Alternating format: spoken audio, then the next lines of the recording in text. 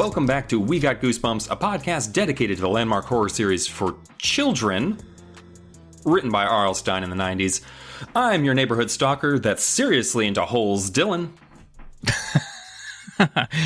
And I'm your older, compulsive, lying cousin. I'm Travis. How's it going? Oh, yeah. I mean, I'm doing well. How are you doing?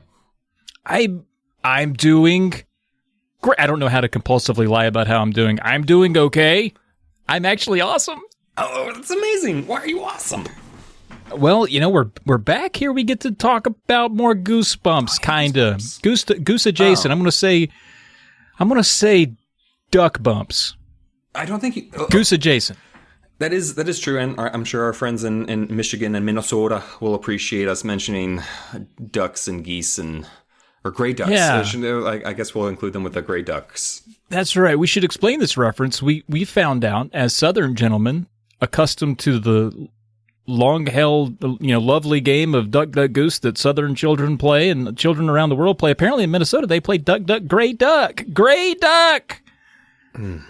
What is that? Do they call geese gray ducks? That's the thing that concerns me. Is that just what that was? They just forgot the word, like, goose at some point? They're like, and what about that funny gray duck over there? Like, that duck honks. Like, yeah, it's a gray duck. A gray duck.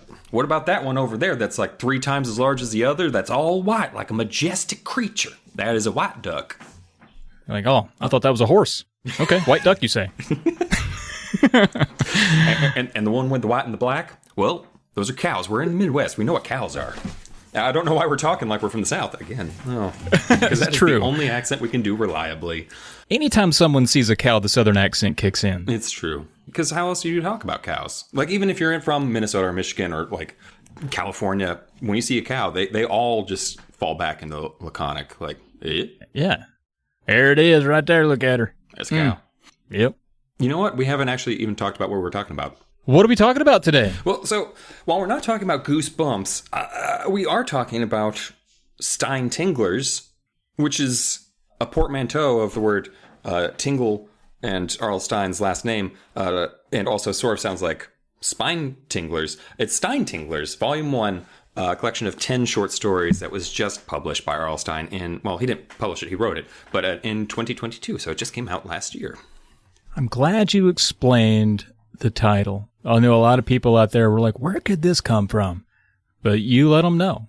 So yeah, Stinetinglers it is. Not spine tinglers, not gray duck tinglers. These are Stinetinglers. I will say, I just figured that out while I was saying all of that. It's just, that's where that came from. Stinetinglers, Volume 1. It came out in this lovely hardcover. Did you get the hardcover? I got the hardcover. I did, yeah. It's a lovely book, nice hardcover, 10 stories in it, each one with a little prologue to lead in, and they're just little bite-sized bumpers. Not a full chlamydia, just a little bit of bump. You know Goosebumps is not a venereal disease, correct? Huh. I'm really concerned now. What do you got? What do you call this? What do you look up here? What do you call this? I don't call that. I've been calling them goosebumps. Oh, okay. Oh, they're gray duck bumps. I see. Okay. All right. I need you to put that away, please. Done and done. All right. Okay. I cannot wait. I'm so excited. I know folks have been starving like Marvin for some more We Got Goosebumps, but we got Tinglers today. But we will have more bumps soon, right? You and I, we've decided, hey, it's about time to get this show back on the road. We got bumps to goose. And so I think we're looking to release season 2 right around the end of May, early June. That's exciting. That's pretty exciting. I didn't even know we had more Goosebumps to read. We read. Oh. I thought it was like so many more. Really? I thought it was only I only thought it was 10 books. Is it? No. It goes all the way to 62. I thought season 2 we were going to move to Animorphs or... Oh. You know what? Once we get through all the Goosers, and then we got to do the Slappy and Happy World and Horrorland and all that, then the Fear Street, of course, and by now it's 2029, maybe 2030. Then I thought maybe we'd do Animorphs, if you're still friends with me. Yeah. Or this disease hasn't gotten me yet, whatever this is. I'm just... What's even more concerning is the way that you start every recording with me is like, let's milk these goosebumps. And now I'm wondering if milk these goosebumps is an actual reference to something that I don't... I thought you knew. I thought you knew the reference. That's on me. I'm a bad friend for not making it more clear what I was milking. No, it's cool. Hey, speaking of milking, we've been milking. I don't know how to transition this, Dylan, but we have an inbox for email that we look at sometimes. And would you know, we got an email from before we even released an episode, way back in October, from a good friend of ours. You know what we did, Dylan? We went out and we asked R.L. Stine if he wanted to be on our podcast, and he said no. He said, I've done enough interviews for a lifetime. I'm sick of podcasts. And we said, well, would you at least read our emails for us? He said, oh, yeah, I'll do that. So, R.L. Stine, please, if you don't mind, read this email here from fellow podcaster on the Polymedia Network, Caleb J. Ross. Dear Steiners, I like the sound of that. A lawyer goosebumper here, though I haven't listened to the first episode of this podcast yet. Nor have I read a Goosebumps book since my best friend is Invisible in 1997, where I learned the value of a loyal friend, but failed to learn what loyal actually means. I'm not too sure what any of that actually means, to be honest with you. I don't think my best friend is Invisible was about that. It was about a mirror that made you invisible, of which we have plenty in stock of. And we got goosebumps. You just click the light, and then you can go and see your other self.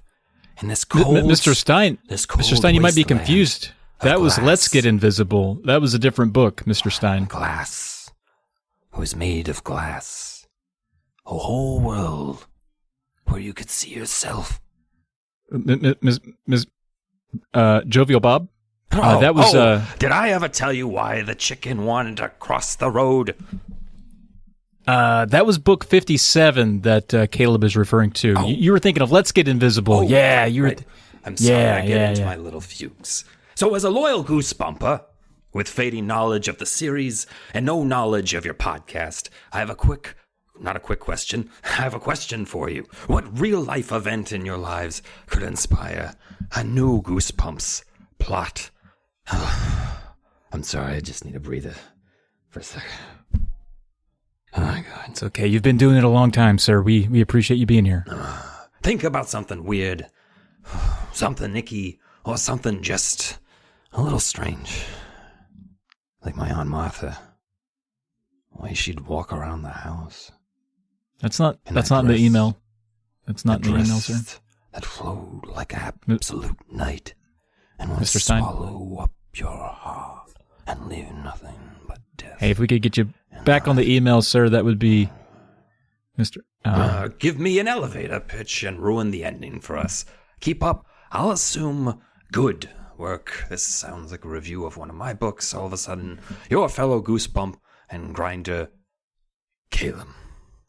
All right. Thanks, R.L. Stine. You can go back into your crypt, sir. We appreciate that. That was confusing for you and everyone. Read my new but I really appreciate it. It just came out today. I don't remember the name of it. That's okay. Hey, we these are backloaded, so it'll be old by the time people. Yeah, I think, Dylan, to answer Caleb's question there, and I'm sure he's still not listened to a single podcast episode of this podcast, but I think, we've covered some potential stories within our own lives that could maybe be converted into a bumper.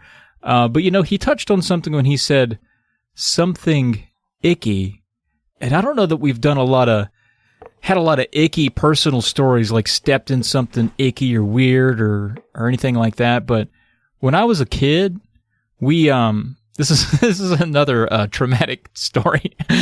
When I was a kid, my parents were going to get me a dog, and they found this dog in an ad, and we drove out in our station wagon to go get this dog, and we got it, and we put it in the back of the station wagon. It was kind of a hyper dog, but it was a pretty good dog.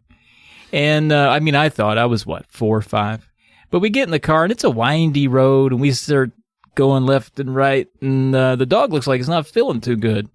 And then it starts, it throws up and barfs and shits all over me. And my dad, now I don't condone this behavior now, but at the time I was kind of for it. He just let the dog out of the car, and we went on home to power wash me. And I always wondered about that dog. Did it go on to murder a whole hillside of families out of rage that nobody loved it? I don't know. But that would have been the way the story would have gone for me. I would have said, you know what? I'm not going to let that dog be isolated and abandoned and scared and potentially dead within hours on a highway. I'm going to turn it into a ruthless killer that seeks vengeance against the human beings that continue to cast it aside.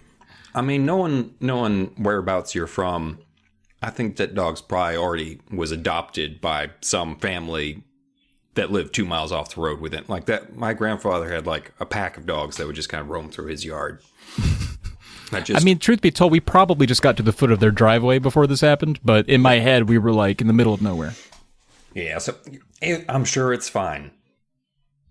Yeah, so that's my goosebumps. It's called The Dog Who Shit Barfed on a Boy. This is good. I feel like this is going to be one of those things where after the show's over, we're like, oh, right, the time that I fell into the manure pile at the state fair that one time.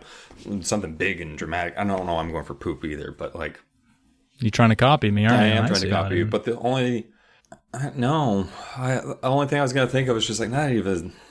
I got down on my own story before I could even start to tell it. That's a bad sign. That's not a good sign. That's not going to come launching out of there. Did you ever, like, swallow a bug or anything? Like that? Well, that was the story I was going to go with, where I was, as a child, I was a big fan of Chips Ahoy cookies. I would eat whole sleeves of these cookies in minutes. But when we lived in New York City, the worst goddamn city in the world, our apartment, worse than Virginia Beach, which you've already lambasted here on this program. On the whole, like all 5 boroughs, like Manhattan. Dang, dude. Brooklyn. For all of our listeners in lovely New York City, I love you. I can't wait to go on tour there someday for anything, whether it be, I don't know what you go on tour for, but I'll go. I'll say hi to you there.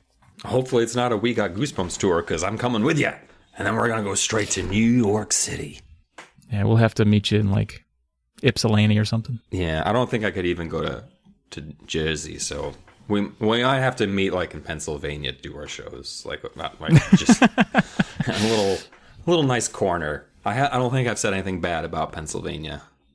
Not yet, but it's coming. It is coming. Yeah, he hates everybody equally, just so everybody feels secure. Oh, yeah, I'll get to your state eventually. But the problem with this particular apartment, besides the fact that it was in the Bronx, was the fact that it was across the way from the trash chute room, or the trash room, where you would go and you dump your trash down a chute, which was really fun as a child to dump your trash down the chute. It would be more fun if the room wasn't disgusting and filled with roaches. So the roaches would just come across from the trash room and into our apartment. So at one point, I was chewing on one of my Chips Ahoy cookies very excitedly, and I ate a bunch of them at this point. And then there was something extra chewy. I pulled out of my mouth a cockroach shell, like the back. Ooh. And now you're radioactive. No, now I just ate most of a cockroach. It was... Or maybe you're resistant to radioactivity. Oh, God. So sick this episode. Yeah. We've grossed each other out. I mean, it wouldn't be a Goosebumps without a little bit of grossness. A little bit of gross bumps. But that's what I'm saying is it's not a big thing, but I'm not happy. Oh, that was gross. That affected me. I kind of want to move on. But I got shit barfed on by a dog, and Dylan had to pick roach out of his teeth. Very good. Oh, that was the origin story for the librarian, and the librarian's a monster. That's a prequel story to that Goosebumper. The Librarian is a Monster is a book that you think that we covered on this podcast. To be fair, I don't even know the name of our podcast most of the time. Wait, what is it called? I'm not looking at myself. It's The Girl Who Cried Monster. That's Oh, okay. Now I know what you're talking about. Man, I almost have enough problems with the titles of these books like Carl Stine does. Good stuff. Good stuff. Well, you know what? Before we get inside this Tingler... I legitimately thought that was the name of the book. The Monster Librarian? That was not a bit. I'm so sorry, Mr. Stine. It's like the craze now is to make AI-generated Goosebumps covers, and that could have been the title of one easily. So I'm not mad. I'm just a little bit disappointed. But before we crack into this Tingler, you and I took note of the cover. Now, not our guy Tim Jacobus, but there's a new artist on the block, or at least I don't know if she's done other work for R.L. Stine. I didn't look that far, but you and I stumbled upon her Instagram page and some of the work that she's done, and she is phenomenal. Her name is Marcela Bolivar. Bolivar? And Bolivar? I don't know. My voice actually did go up because I wasn't confident in how you say it. So I said Marcela Bolivar.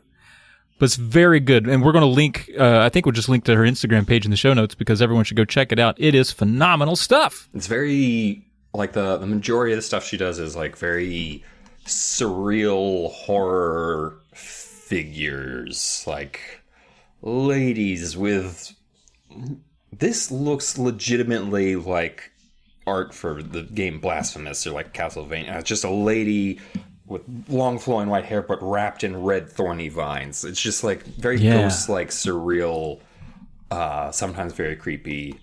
Most of it very beautiful in spite of the fact of how creepy it can be. Or because exactly, which I think is the nice sweet spot that we find there. And she does a lot of stuff with vines and tendrils and even my least favorite thing, snakes. But she does it well, so I'm not mad about it.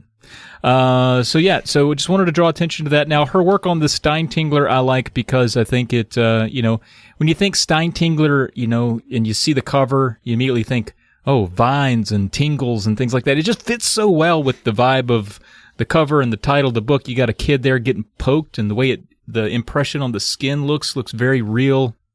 And I know it's a different flavor from Tim Jacobus, but I think it still fits very well with what R.L. Stine does. Yeah, because like Tim Jacobus's art always had that kind of borderline realistic, but still cartoony look to. Like whenever there were people in there, they were realistically done. And this feels almost photorealistic. Like from a distance, that looks like it could be a photo of a kid that's been maybe photoshopped or whatever. But I think he's just as art as just as like unreal as he's the drawing on hands. there. Yeah. And I think this is an image actually taken from one of the stories I'll be reading, and I think I'll actually be reading the specific scene, so that's very fitting.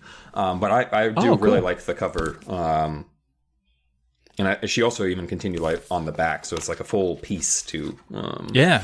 But she does do, like, if you look through her work, one of the things she does, obviously people very well, but skin. She has very talented with all that. Getting that texture and that light, that kind of not translucent, but that weird quality that skin has that is hard to replicate. Yeah. You're right. And really just how that claw just dimples the skin is pretty amazing. It's so good. Yep. All right, so everyone please check out Marcela Bolivar. Said it more confidently that time, but still my voice went up and I couldn't help that. That's just natural. All right, let's crack it open. Dylan, you're first. You do the odds, I do the evens. But tell me a scary story from Stinetingler Volume 1. So we start off, I don't know if we're going to rate our stories or if we are going to rate, how we felt about them overall. Because I don't know if you read the ones that I will be talking about I didn't. all. And I didn't. I'm in the dark. Yeah, I am just as much in the dark. Good. I didn't want to be the only one in the dark. I'm glad we're both in the dark. But I feel like I do have a sense of where I want these guys to go in order.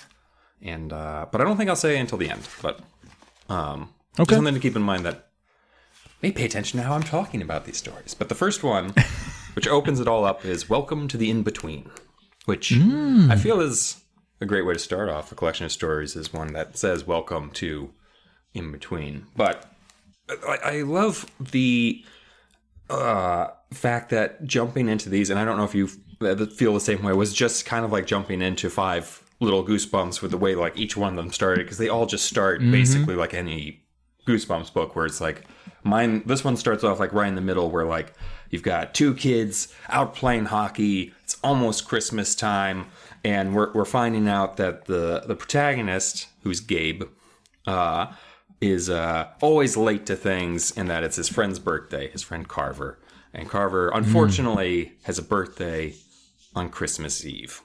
So he's that's rough. Yeah, he's got. We go through a little bit of the, no one remembers that's my birthday. It's the night before Christmas. Like, who cares? Like, he doesn't even regularly get a party. We find out, because I mean, as a kid, I'd be like, yeah, that sucks. That's awful. As an adult, not as a parent, but as an adult who doesn't particularly feel any love towards children, I feel, they're fine. They're kind of like adults that have, self-control problems, and they're small. It is what They're it just is. hammered, always. Yeah, it's fine. I don't hate them, but I don't just like you because you're small. That's weird. It's actually weirder to like them if you don't have them, so it's fine. Yeah. So I feel for the parents who are just like, I gotta deal with Christmas and a birthday. Like, what magician is working today?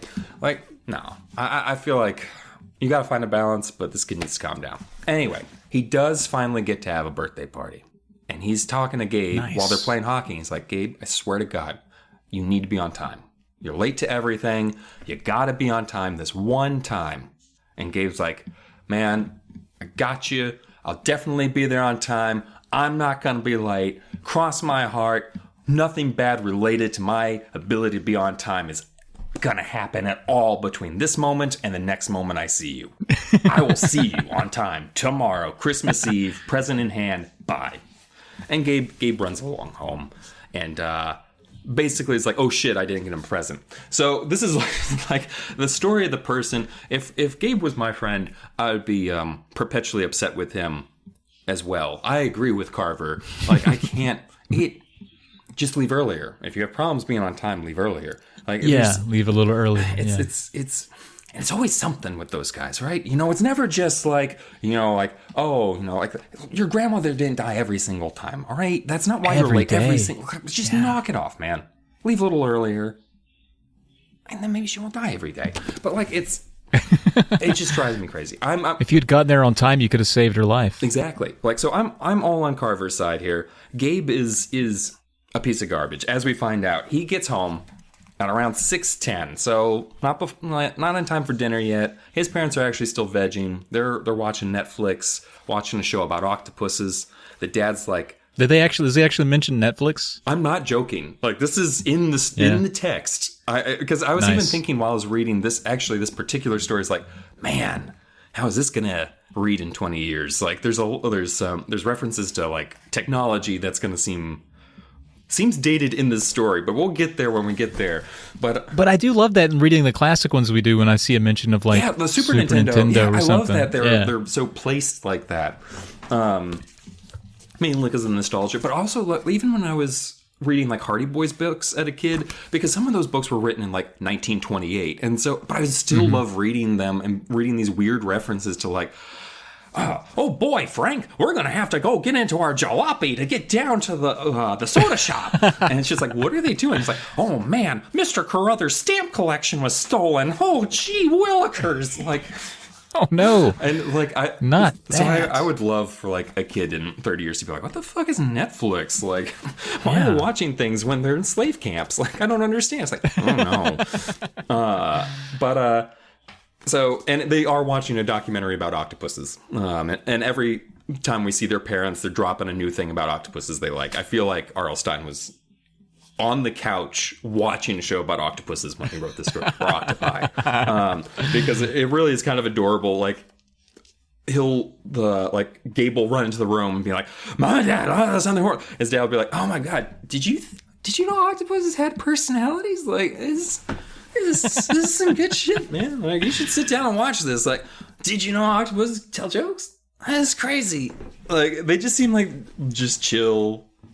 They're talking about making pizza for dinner. Like, these are like maybe the best parents in any. So far, yeah. They're just, and like, their son gets progressively weirder and crazier throughout the story, and they're still just like, man, maybe they need to care more. Now that I'm thinking about it, this might be like there's always that middle ground. Yeah, it's like Sari's uncle in Mummy's Tomb Returns. Too fun. Too fun to have a kid around. Exactly. Like, he'd be good uncle. The fact that he has a daughter is a problem. But I probably shouldn't take 30 minutes to get through one page on a short story.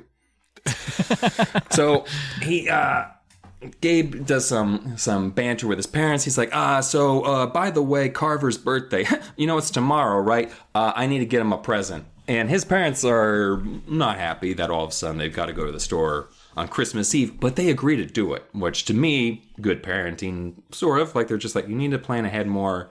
We'll take care of Carver. We're not going to punish Carver for your mistakes, buddy. They don't say that. I'm trying to make them sound better, honestly. But that's it. Sure. Yeah. So I like a lot of our recap is just us putting false memories in place of where logic should go. We're just creating a family that we both wanted.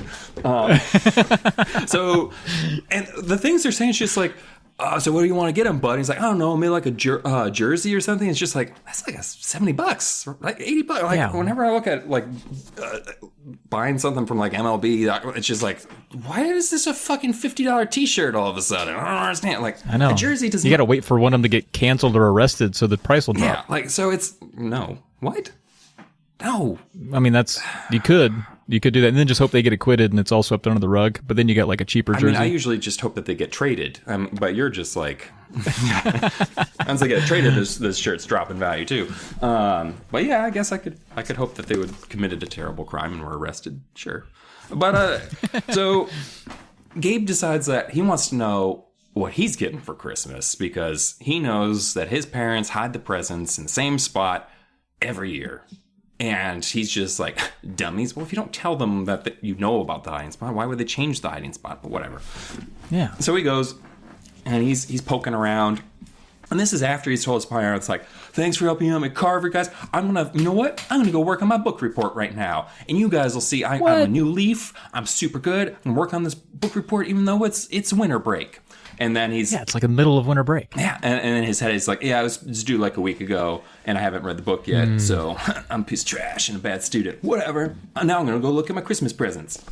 Did you ever do that, by the way? Did you go sneak looks at Christmas presents? I did one year, and then I was disappointed by the present that I found, and I was like, well, this sucked like doubly. Now you have to pretend you didn't know what it was when you open it. I know. Yeah. And I have to be excited about the thing I did. It was rough. I never liked doing it. Because sometimes I would accidentally stumble across like hiding places when I was looking for other things that I wasn't supposed to be looking for. We won't talk about that now. But then I would find like, oh, these are Christmas presents. And I'd be like, oh, now I have to pretend to be like, oh my God, I can't believe you got that for me. And like... But my mom would be brutal because she would just make up lies too. Because like I was really good at being able to see through wrapping paper. Because if you press the wrapping paper down against the box that's on, then you can kind of read through it sometimes. Translucent. Yeah, some wrapping paper, especially that old timey stuff. Yeah, real good for that. And so one year I had this giant box in the corner, and it was like. I was like, oh man, that's gotta be something nice. And it turns out to be the Jurassic Park Command Center play set. Which is just like, had electric fences that when the dinosaurs shook it, they would make noise and stuff. It was, oh my God, because I love Jurassic Park today and as a child. But my mom was like, oh, that's just an old box that's just filled with clothes. And got your ass. And because of the fact that I take everything my parents told me seriously, I was just like, oh, okay. It's just like, it's a big. You wilted. It was like 3 feet tall by like 2 feet. And I was an awful shit. Like, I found out later that my grandparents would argue with each other about whose turn it was to give clothes to me for Christmas. They would swap that responsibility because they didn't want to be the bad grandma. The one that disappointed you? That's funny. Because I couldn't even pretend to be interested about clothes, apparently. Oh. Who is? I'm awful. I would be excited to get clothes now. Anyway, back to the book. Now, yeah, but come on. So... Gabe finds out that he got himself a smartwatch for Christmas, and he's very excited because now everything's going to change. I've done this a lot where I'm like, I've got a new piece of technology. Now I'll be able to do X, Y, or Z that I was never able to do before, such as anything like task managing thing or like some new cooking implement or whatever, just some new gizmo or gadget that makes things better. Gabe is 100% going to be a new leaf because he's got the smartwatch, except... he decides that he wants to see it on his wrist right now, takes it out of the box, and drops it on the floor. And this is where I was like, R.L. Stine, do you know what a smartwatch is? Because it hits the floor, the watch face shatters, which it makes it sound like a watch, like a real watch, and the battery flies out of it. And it sounds like a tiny watch battery. It's like... not a thing that's in smartwatches. Smartwatches. It sounds like a watch. It's just like, so it's like someone came up to him and was like, the kids these days with their smartwatches. He's like, smartwatches, it's probably just like a regular watch, but it talks at you when the time changes. I don't know. Tired of looking down at your wrist? oh boy, this one makes it so you don't even need to lift your arm. So smart. That guy does sound like he'd be too tired to lift his arm to check the time, and that sounds like a great deal. So he messes up this watch and everything, and just like, oh my gosh, what am I gonna do? This is terrible. And he puts it in his pocket because he hears his mom coming and books it to his room to pretend like he was doing his book report. So he works on his book report for a while, but he's so distracted, and he's just like, he's starting to get hungry, so he goes downstairs and talks to his parents who are still watching this octopus thing, and they're just like, hey buddy, did you know that octopuses, they have like one girlfriend for life and 2 wives? It's so weird. All octopuses. It doesn't matter. That is weird. They all have 2 wives and 1 girlfriend, and they're not exclusive though. Like that girlfriend probably also has 2 wives. And they already have the girlfriend, obviously. What? Yeah, no, it's crazy. Like, this Netflix show is insane. Like, I don't know. You should sit down and watch this because this is just mind-blowing. So, Gabe is, all right, but when's dinner time? It's like, well, when we're done watching the octopus show, we'll make dinner. It's only 6:10. So Gabe is like, fine. Goes back upstairs and like, I'm going to take a nap. It's been a rough day. I need to figure out how I'm going to lie to my parents about the smartwatch I broke for my Christmas present. I'm going to go take a nap. Takes a nap. Falls asleep for a couple of hours. He thinks. Wakes up. The sky's still gray outside. He's just like, hope dinner's ready. But I bet he woke up from this nap and he didn't smell dinner cooking. And he's like, oh no, I'm real hungry. And it smells cold in the house. That's how it always smelled like to me when like the kitchen wasn't doing its thing. Like the house just has like a cold smell to it. Or Weird. feel like when you expect there to be dinner cooking, but there isn't dinner cooking. Like there's just an absence that makes you sad. Or makes me sad. Yeah, I mean, yes. It makes me sad. Yeah. If you're expecting dinner, it's not dinner. So Caleb goes downstairs and he's like, oh, is dinner not ready yet? And his parents are like, buddy. Caleb or Carver? Gabe. I'm just calling him Caleb because I took Carver and Gabe together. Gabe goes downstairs. Gabe goes downstairs and he's like, is dinner ready? He's like, dude. I'm like, no, it's way too early for dinner. What are you talking about? It's only 6:10. Like, we're not going to be making dinner. Like, around 7, we'll probably make dinner. He's like, what? Now, Gabe is not as dumb as some of the other children we've had. I think he jumps to conclusions pretty quickly on this one, but he's just like... He's got a limited page count to do it into being exactly. To be fair. So he's just like... he goes back upstairs to his room and he's like, oh, okay. Time seems to be stuck. He's like, okay, well, that was real quick, but I'm glad you figured it out, bud. He's like, all right, so that was a quantum leap. But he's then just like, you know what? I know what the best plan would be. Let's go to bed. So he goes to sleep. Like, he's just, I'm going to just sleep through this. To be fair, that's how I deal with a lot of my problems is trying to sleep through it. But I can tell him it doesn't help. And he finds that out real quick because Gabe wakes up. He comes downstairs. Oh, man. He had some crazy dreams about, like, iPhone watches and, like, octopuses attacking him. That's also true. I didn't make that up. And he goes downstairs and like, hey, Mom and Dad. They're still watching that octopus thing. Now, he's still not concerned because Mom and Dad do this all the time. Yeah. It's, like, guys, come on. Was it like a Ken Burns octopus documentary? It's like 19 hours? It did sound like a miniseries, yeah. Like, and it is like an older one. So just like the baseball one where he came out with the 10th inning. About the Red Sox Yankees. Anyway, he's like, are we not having dinner? He's like, buddy, like, it's too early for dinner. We'll do this like right after the this octopus show. By the way, did you know that octopuses, even the smallest ones, can kill a man if so provoked from anywhere in the world? Anywhere. Huh. And Gabe's like, okay. Something weird's going on. Have I been down here before asking you about like when dinner's gonna be ready? And they're like, no, buddy, why are you in your pajamas too? Like, what's going on? Are you okay? Like, because they don't know that anything's going on with him right now because they're just like, we've just seen him once. Yeah. Time is stuck for him in a perpetuity. So Gabe is like really wigging out. So he like, he goes upstairs, grabs the broken watch, gets dressed, and he just like leaves the house because he's just like, I need to figure this out. I don't understand what's going on. It seems like time is just stuck at 6:10 over and over. And he could spend days there. Like he's getting hungry, he's getting tired. Like this is a concerning thing to be dealing with. Yeah. Like you don't necessarily want this kind of like situation, especially when you're a child. Like, he's not going to be able to figure out, like, I'll just steal food perpetually because, like, but that's kind of a shitty life to live. That's not great. He's just going to keep living in this frozen landscape where he hears about this octopus show endlessly. Honestly, that's pretty entertaining. That's good, though. I like that part. He's doing the walk, and he keeps trying to, like, he looks at, and the screen is still locked in at 6:10, and he's like trying to push the buttons and everything and fuss with it and there's nothing that he's doing that's making it work. And then he's at the playground and just chilling, because that's where kids in R.L. Stine's book go a lot of times, is they go and hang out at the playground. Yeah, that's their like pub. Yeah, it's where you meet the other kids, where they threaten you with baseball bats. It's where you tie up your dog and it runs away and then it dies. Like, it's also, I feel like he almost killed another dog in this book, but they told him not to again, and he's just like, but as he's in the playground, he hears like the shuffling footsteps in the grass, and he's like, oh, what's going on? And he just sees children around him, like, but they don't have figures or like faces. Like, they're standing around him, and it's early evening, so he couldn't see them clearly, but he realized he couldn't see them clearly regardless, that they were black shapes almost with no faces. And he describes them as kids made of shadow.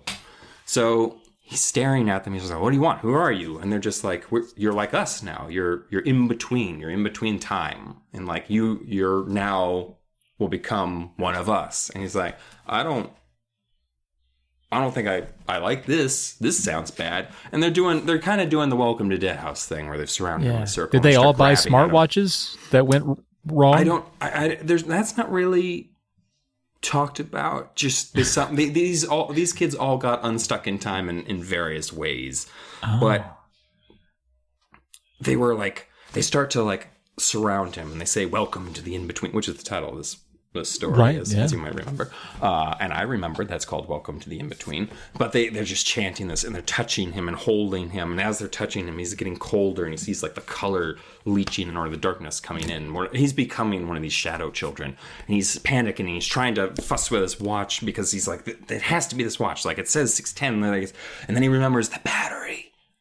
Tiny watch battery that's in every smartphone or smartwatch. Yeah, tiny watch.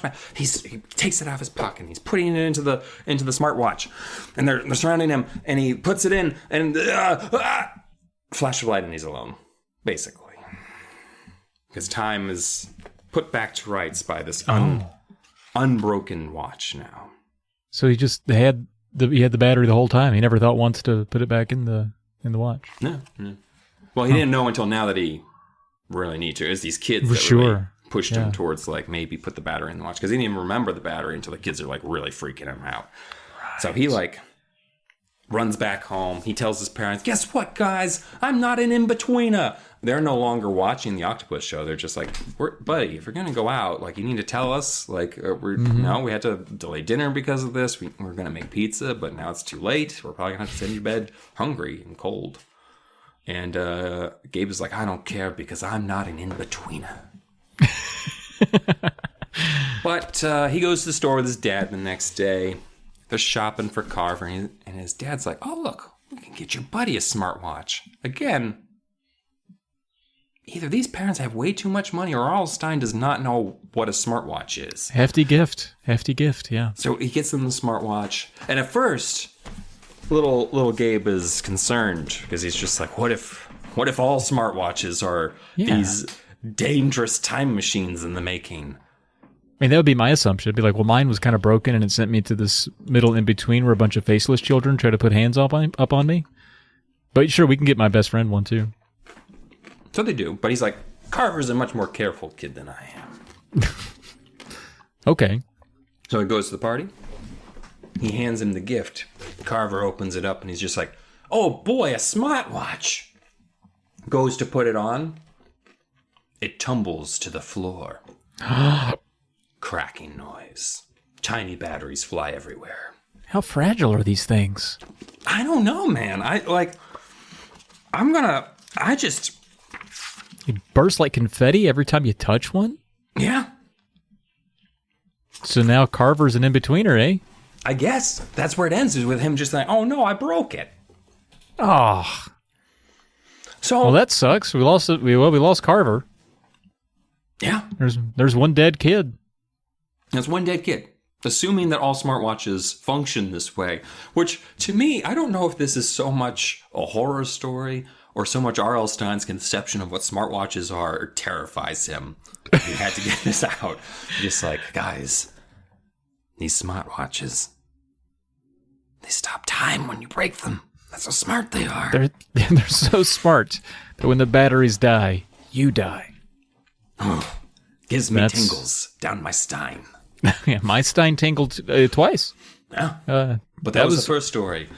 Interesting. Very technophobia. Yeah. He's afraid of technology is what I'm trying to say.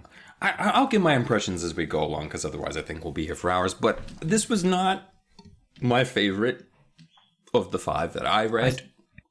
And and normally the why of why they become happens is fine. I'm willing to roll with it.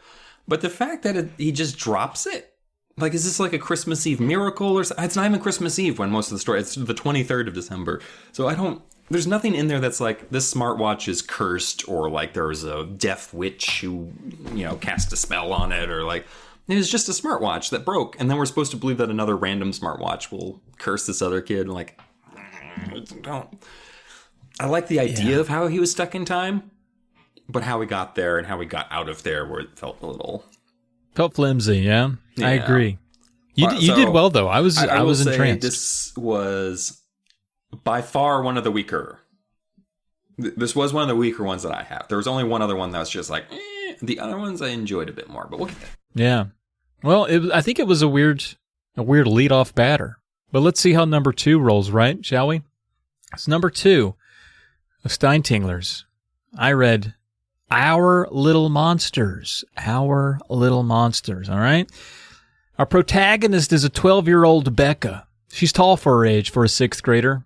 R.L. Stine felt like that was an important detail. I'll tell you what, though, that detail never comes back around.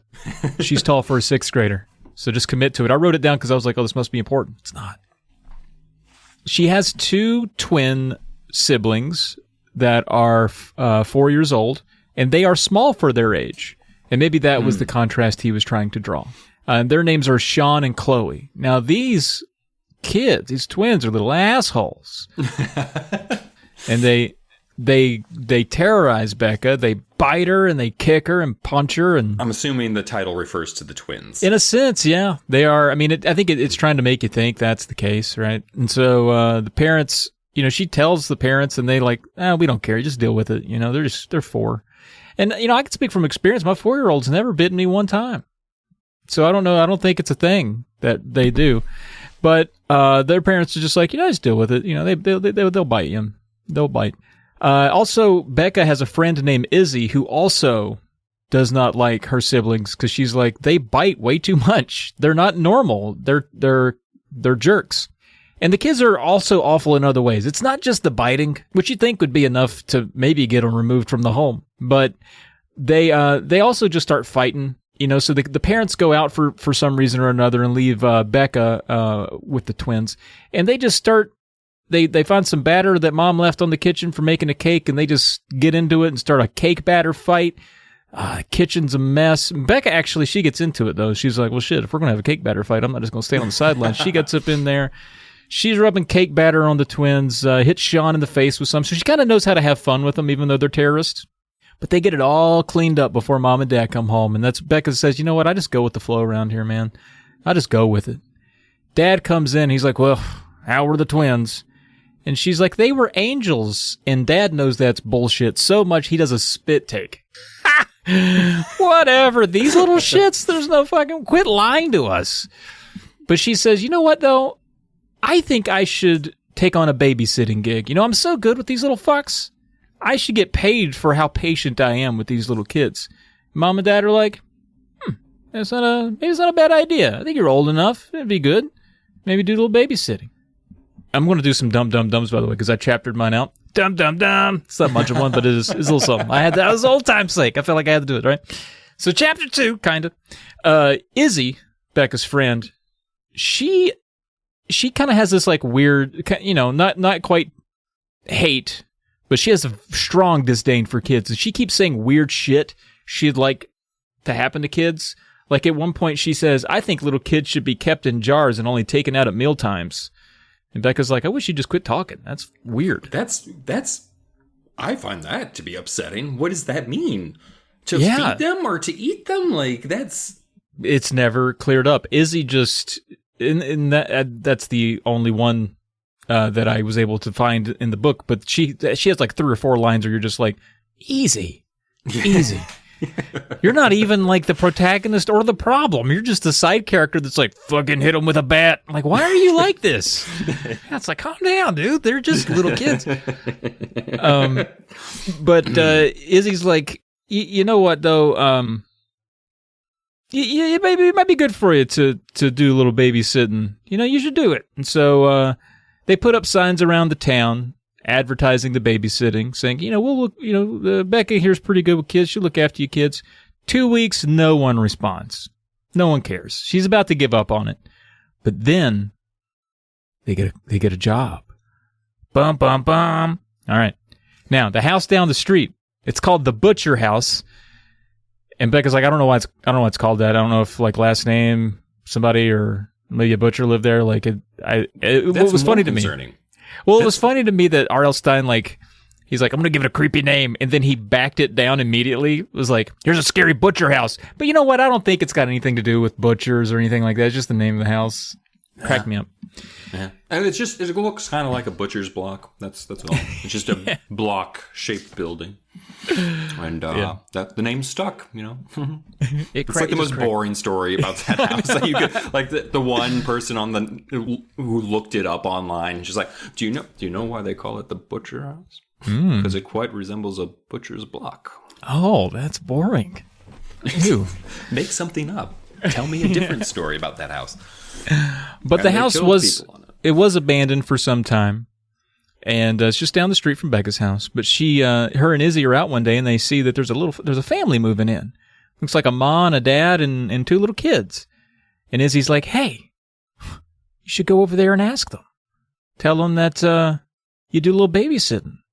Becca's like, "I don't know." And she's like, "Do it." She's like, "I don't know. They just moved in. They're busy." She's like, "Just fucking do it. If you love these little terrorists so much, you should go over there and tell them that you'll watch their kids." I was like, "Okay, fine. I'll go do it." So she walks up to the house, and as she gets close, she's like, "Man, these people," she's judging them pretty hard. She's like, "God, these people are pale." Like, that's like kind of the only thing that's setting her off. She's like, "Gosh, these people have just light complexions. I don't know about this." But they seem pleasant enough, and they do have 2 kids. Their ages 4 and 5.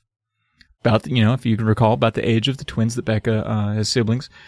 And she offers the mom. She's like, "Could I babysit these little sumbitches sometime for you?" And her mom's like, "Would you really like to come babysit our little monsters?" Which, by the way, that's the name of the fucking... Oh, my goodness. And she's like, "Sure, yeah, I got 2 little siblings that are monsters too, so no big deal." And mom's like, "Well, let me go get them." And so she leaves leaves Becca at the doorstep with the dad, who hasn't said a word. And he's just wearing a hoodie with the hood up, a hood over his head, just pale, just looking down at the ground, like not really, just kind of growling, like, "I'm there." Like, they're just awkward, weird people. Always a good sign. Yeah, mom comes back. She's got 2 very, very pale kids. And the boy and a girl. And let me tell you what their names are. You're never going to guess. Gorm and Garg are their names, right? Those aren't real names, I think, in any language. I'm going to just put that out there. And then, someone's going to be like, "No, those are actually quite common in Scandinavia." Is like most people are named Gorg. Or it's even weirder, like Harrisonburg, Pennsylvania is actually was founded by the Gargs. It's like, it wasn't Harris? Like, I don't... Was it? Nope. Well, it was Garg Harris. And Yeah. Sen. Bill. But she actually does clarify. She's like, because she sees that Becca's like, "I'm sorry, did you just choke?" And she's like, "No, these are old family names." And she's like, "Oh, okay, sure." And so the mom's kind of, chumming it up. And she's like, "Would you like to be babysat by this young lady?" And the kids both at the same time go, "No." And everyone thinks that's cute. They're like, "These little fucks. They fucking just be kids, right? Which, by the way, again, my 4-year-old, much more polite than these. It's not representative of actual children. No. But suddenly, there's a black spot on the ground. Becca, like, sees something moving down on the ground, and she's like, what the fuck's that? And Garg bends down and picks it up. It's a spider, just pops it in his mouth. And no one reacts. Not even Becca. Becca's like, oh, that's fucking weird. Well, anyway, so you want me to come by tomorrow night and babysit them? And they're like, yeah, that'd be great. Becca's like, okay, I'll be here. And they just kind of let that go. And I'm reading the book like, yo, you just wrote down he ate a spider. Are we not going to talk about it? No, we're not going to talk about it. We're not going to talk about it, dumb. Chapter 4, right? Now, Becca comes over the next day. She goes in the house. She realizes no furniture's in here. And Mom says, well, we're moving. And, we think the furniture might have gotten lost in transit or something. It's on its way. Don't worry about it. She's like, okay. Everybody's dressed in black. Dad's got a dark ball cap on. Kind of like they're afraid of the sun or they rob a lot of banks. One of the two. Yeah. Becca's like, when's their bedtime? And the mom says, oh, you'll know when it's time to put them down. Weird, right? It's fucking weird. Yeah, I'm getting a feeling... Like euthanasia? Is that what you mean? Yeah. You'll know when to put them down. Yeah. Here's a gun. No. Then Dad said, she's like, when you guys coming back? And Dad's like, well, it's a full moon tonight. Actually, he doesn't. I don't think he talks this jovially. It's a full moon tonight, so we won't be back until after midnight. And Becca's like, what does that mean? What are you doing? I thought you were going out for dinner. Are you going out to just stare at moons? What are you doing? The kids had not had their dinner yet. And when asked what they were going to eat, both of the kids say, you! And Becca's like, you little fucks. No, he's joking. Eat me. You can't eat me. I'm a human girl. They're like, yeah, whatever. So they start playing with these balloons. And they're hitting each other with them. You know how you do. A little helium-filled balloon just blah, blah, blah, blah, blah, blah, just hitting each other with it. And Becca's like, well, this doesn't seem very fun to just be whacking each other with them. Why don't we play volleyball with it or something? Do something fun. But instead of batting it around, the balloon ends up floating all the way up to the ceiling. And Becca's like, well, fuck. Now the kids can't get the balloon. She's like, well, let me go get a ladder. And so she moves like she's going to walk out of the room, maybe go look in the garage for a ladder. Even though they haven't moved any furniture in, maybe they have a ladder. Because you always move the ladder in first. Yeah. I mean, how else do you get everything else into the house? But exactly. On that ladder? Yeah. But before she can, she looks over. God damn. Dylan, wouldn't you know it? Fucking Garg walks up the wall. He just walks up the wall toward the balloon. I don't got a good feeling about these children. I know. And then Gorm follows, and Becca's like, hey, Garg, get down. She's not impressed that he can do it. She just tells him to get down. She's like, you get down from there. And my next door neighbor's invisible. There was also a neighbor who fell off of things and landed surprisingly well. And that protagonist freaked the fuck out. He just jumped from the shed to the ground. No, sorry. Let's get Ghost invisible. Next Door. Ghost Next Door. Yeah. Who cares? I mean, technically it's the same thing. It's invisible. It's a ghost. Whatever. But she freaked the fuck out because he jumped off a shed. And this girl's they're going vertical. And she's just like, get down? Yeah, she's like, would you get down from there? You're going to get hurt. Okay? And then Gorm follows him. She's like, oh shit, I'll go up here and get a balloon with my brother. They finally come back down. And then they ask Becca, they're like, hey, do you want to play Bite with us? Becca's like, pardon? She's like, do you want to play Bite with us? And she's like, what's that? And they just start biting her. And then they remind her, they're like, we haven't eaten yet. And she's like, oh, because you said me, or whatever. But it gets wild from here. I'm going to read a passage. Oh. Because they start to get a little out of hand with this biting. Then I uttered a cry as the two of them started to change. Their eyes turned red and bulged until they poked out like ping pong balls. Their noses stretched into long snouts. Thick brown fur sprouted over their faces, and curled yellow fangs dropped from their open mouths. Their chests heaved in and out, and they started to make animal grunts. Drool oozed down their yellow fangs. No, I screamed. No, no, no! Your parents didn't lie. You really are little monsters! They both snapped their teeth at me. I tried to back away, but I was trapped. Uttering low growls, they snapped again. Stop, I cried. Stop. When your parents get home, I'm going to tell them you didn't behave. Both little monsters tossed back their fur-covered heads and laughed. And then the kids say, our parents are never coming back. Those weren't our parents. those are just people that were looking out for us. They couldn't wait to escape. I didn't really get that part. It's like, what, when you just like leave them or just kill them? If they were monsters, you wouldn't have to like technically care for them, right? Well, maybe they're just like, we have a replacement. Well, they weren't eaters, so that doesn't. Yeah, I didn't. Yeah, but anyway, let's forget that part. So anyway, they couldn't wait to escape. So the parents aren't coming back. These are real monsters, and she warns them. She's like, "I'll fucking bite you back." And one really sinks his teeth into her, and she says, I let out a roar and swept a hand over my head. I felt my jaws begin to slide forward. It took only a second for my alligator-long snout to stretch. I tested my 4 rows of jagged teeth. I roared again as curled claws poked from my growing hands and the fur sprouted over my face, my arms, my legs. Garg and Gorm uttered startled cries. They tried to back away, but I was too fast for them. With an animal bleat of triumph, I clamped my alligator jaws over both of them, caught them both at once, and bit down hard. Now you're thinking, oh shit, she was a monster too and just ate these children. Finally. Well, she doesn't actually eat them. Oh. She snatches them up, takes them back home, introduces Gorm and Garm to her twins, and they wrestled around like little monsters do because everybody's a monster. Aww. And Mom picked them up with her claws and said, I guess 2 more mouths to feed tonight. And Dad's like, that's a lot of raw meat we got to get. And then she's like, Becca, how about you not take any more babysitting jobs? And that's the story. That is the story. So I'm the parents of the monsters they were the only ones that weren't monsters, apparently. They were actually trying to get out. Well, get out of that monster they might game. actually be real monsters because they abandoned 2, not defenseless, they abandoned 2 children. So I feel like they are the real monsters of the story. Well, meanwhile, this other family of monsters just took in 2 small children? Yeah, you never really... This is not a scary story. This can't judge a book by its cover, right? This should be like a chicken soup for the soul kind of book story. like this would be like the opening story in like, hot tinglers that make your heart tingle. Oh, heart. I thought you said hot tinglers, and I was like, it's different. No, that's an entirely different book. Yeah. The hot tinglers are when I talk about that one magical summer in Newark, New Jersey. My God. Vivian. Where are you, Vivian? And your Hey, RL's back. Dylan, could you shove old Bobby Stine to the other end of the couch, would you? He's just those he got a little too close to the mic. Vivian. Those cold hands, Vivian. Why did the chicken cross the road? Because it was stapled to the Buick.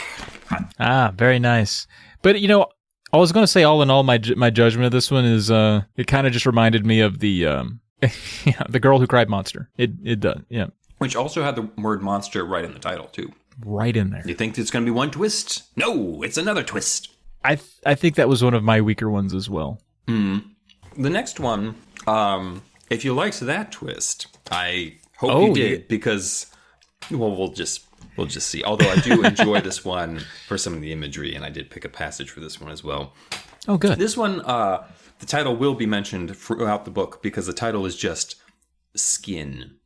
Oh, okay. It starts off with Freddie Baker. These names still sound 40 years out of date. They're out of an Archie cartoon, yeah.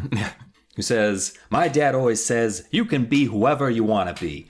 I'm Freddie Baker, and right now, I want to be the best 13-year-old basketball player in history. But he's not, unfortunately. He's messing up. He's at the game. The buzzer's about to happen that tells you that the game's about to be over. He's got the ball. Normally, he's called Freddie Baker, the player maker. That's what he's called. The playmaker. The playmaker. Oh. That's what he's called. So he did used to be good. He did used to be good, but this game, he scored 22 points in this game and more than anyone else on his team. That's decent. Yeah, I mean, I don't know what the total end score was. Like, if the end score was like 23 to 22, then yes, he's the best player on the team, obviously. But that comes up later. But he's about to get the buzzer. He goes up for the easy layup, but the ball just slips right out of his hands. He's just like, gee willikers. Sure. I ruined. He's beating himself up. His friend points out, like, you scored the most just because you missed the last shot. Like, that doesn't mean anything. Later, his dad says it takes 5 people to lose a ball game. He doesn't say that. I mean, he does say that. He doesn't say ball game. I don't remember. It doesn't matter. So, but meanwhile, Freddy, he's beating himself up about this one missed opportunity. He's like, how did the ball just slip out of my hands like that? And he's like, there's got to be something wrong with my hand. And he's like, it feels loose. Like the skin on his hand feels like when you got like a blister and it kind of like slides around on that other layer of skin. Thanks. And he's just like, ugh. So he's just like, ugh. He has a similar reaction to what we just had, because that's gross, and it's his own hand, and it's like, roof. And I'm going to say, much like Becca does in Our Little Monsters, where she's pretty okay with any random shit that's happening. She's just like, oh, you're biting me, and you're normal? That's not normal. Like, you're clawing up walls. This whole time, Freddy's like, he's talking about things that I would say is problematic at best for your health. Like, it's not just like a little loose. He says, I move it around with my other hand. The skin on my fingers definitely feels loose, as if it doesn't fit my hand anymore. Maybe I'm dehydrated, I tell myself. I have to drink more water. I would be concerned. Yeah. Like, even as a child, if I was just moving the skin around a little bit on my hand, I'd be like, but he's just like, he's more concerned about how this is affecting his playing. I was a pretty dumb kid. I'd have been like, it's a growing pain. I finally reached the point in my life where my skin moves around all fucking weird. Huh. But, I'll just accept it. He does for now, at least. But he bumps out into, he meets up with his friend Jackson, who's the one who's just like, dude, you scored the most points on your team, like, just because you missed the final shot doesn't mean it's blah, blah, blah, blah, blah. He's like, whatever, Jackson, I don't want to talk about it. I'm now the shittiest. They'd call me, what is it? I think he's just like, they wouldn't call me Freddy the playmaker. I was Baker the game loser. It doesn't even rhyme. It's like, you're right. That was the first thing I was going to say. Like, that's why they didn't call me that. And his friend's like, you're stupid. Shut up. Let's go. So they go to meet their friend Melody, who's at the corner store that Freddie Baker's parents run. They run a little corner shop. And they, it sounds like a soda fountain, which, again, I don't know what decade these stories take place in, but this one takes place in the 60s. So clearly, they do have a Pac-Man arcade game at the back that belonged to his grandfather, which that time frame does feel right. Actually, a granddad might have owned a Pac-Man arcade if he ran the store, back in the day. But again, we've got that ancient video game technology being referenced. I like that reference. I do like Melody because the first thing Freddie goes up to her and is like, why weren't you at the game? Why didn't you want to watch the game? And her response is, I don't want to watch you lose. Boom. Ooh, sizzle snap. And then she was like, I was there and I didn't want to talk about it. Boom. Just like, sizzle snap twice. So then they bump into their pal Norman, who's this old guy who works at the store, who apparently is also straight out, like all the jokes and comments that he says, like he bends down to Freddy and it's just like, hey Freddy, better show me your money first. And then it's like, everyone knows my parents own the store, Freddy or Norman, like every time. But so he just has this kind of little back and forth thing, and then Norman comes back because they've ordered some cherry colas, like kids nowadays do. Going down to the Did he have this one in the chamber? He wrote this in the 60s and was like, I'm finally going to release it. I've been waiting 40 years for this story. We're about to go way into that now. I'm going to read a little passage here because the story is filled with these descriptions of what's happening to this kid. And the whole time I'm just like, dude, go to a doctor. Like, I don't know what you picked up. But Norman appeared with our cherry colas in tall glasses. Watch out for the bubbles, he said. He always says that.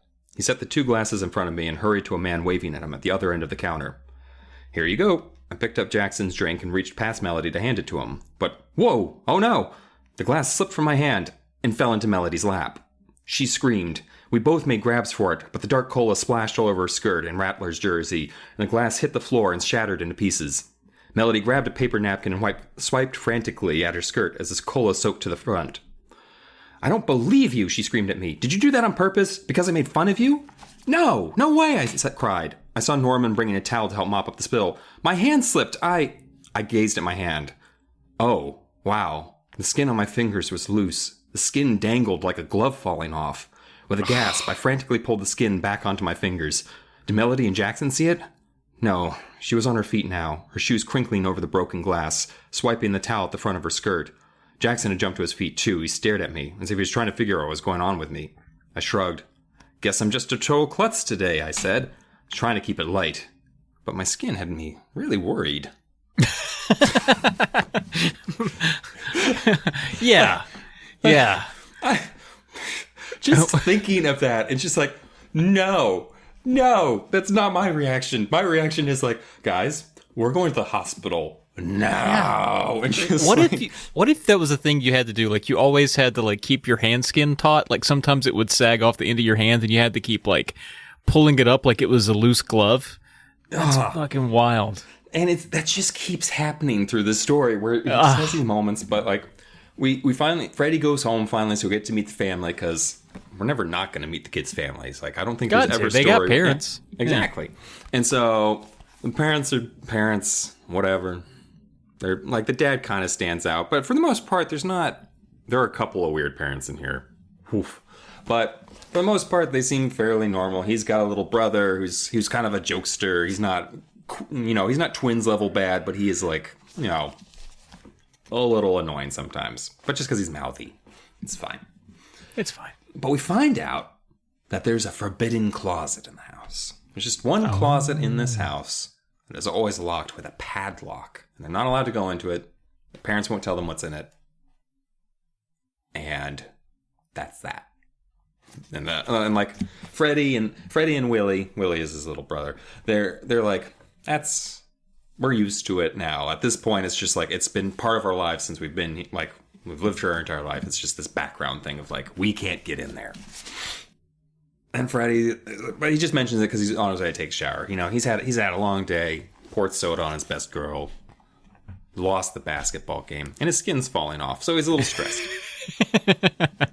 And so he goes to take a long hot shower. I don't know about you, but whenever I have something weird or wrong with me, I'm just like, what is a hot shower going to do to this? Is it going to swell now? Is it going to fall off? Like whenever I don't feel well, like a hot shower seems like a good idea. Except maybe in this case where your skin is sloughing off for no reason. I feel like more water would be bad. Like, I feel like that's just like, what if your skin got heavy, absorbed that water, and then it's just more even slide? Oh, wait. So he's trying to grab for the towel to get out of the shower, but something's wrong. Skin on both hands was loose, dangling off my fingers. It was as if my skin didn't fit me anymore. What? I don't know how long I just stood there, dripping wet, my hands raised in front of me, staring at the flopping, loose skin. And just talking, like pulling it back on, like, okay, we're good. And so this just keeps happening, where he's playing Connect 4 with Willie, who's such a little snot that he says it's Connect 3. And he's like, it's not Connect 3, it's Connect 4. It's on the box that you need to Connect 4. God damn it, Willie. But then Willie's like, what's wrong with your face? It looks all weird. How'd you do that? And he's like, And at first he's just like, stop messing around, Willie, just because I want to play Connect 4 instead of 3, whatever. But then Willie's like, no, it looks great, but how'd you do that? And he's like, oh. And so he runs to look in the mirror. His ears have slipped. Just what? But he has to like get them back up. Push his ear back up? Yeah.